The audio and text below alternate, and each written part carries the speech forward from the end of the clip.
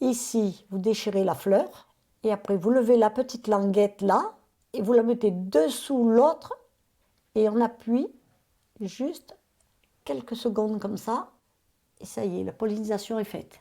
Le geste paraît tout simple. Féconder les fleurs de vanille demande pourtant de la minutie et surtout de la patience. Une à une, chaque fleur d'orchidée doit être pollinisée à la main pour espérer récolter la précieuse gousse. Ah oui, j'en ai une là, là. Et voilà. Bichonner cette plante pourtant tropicale a prise ici, en Corrèze, entre les mains de Marie-Thérèse. J'ai ramené une bouture de la Réunion et au bout de quelques années, il faut compter 5-6 ans, la première fleur est sortie. Alors j'ai eu qu'une gousse de vanille et l'année suivante, j'en ai eu partout. Sous la chaleur et l'humidité de la véranda, cette année, c'est plus d'une centaine de gousses que la Corrézienne récolte entre avril et mai. Voilà celle que j'ai cueillie. Maintenant, je vais prendre une casserole avec un peu d'eau.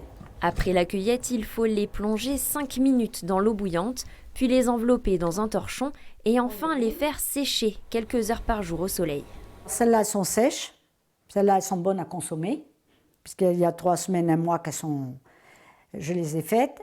Et celles-là, je les ai ramassées mardi, il y a à peu près 8-10 jours. Une seule récolte par an. Le travail et la persévérance de Marie-Thérèse auront, l'espace de quelques semaines, donné à la Corrèze un air de tropique.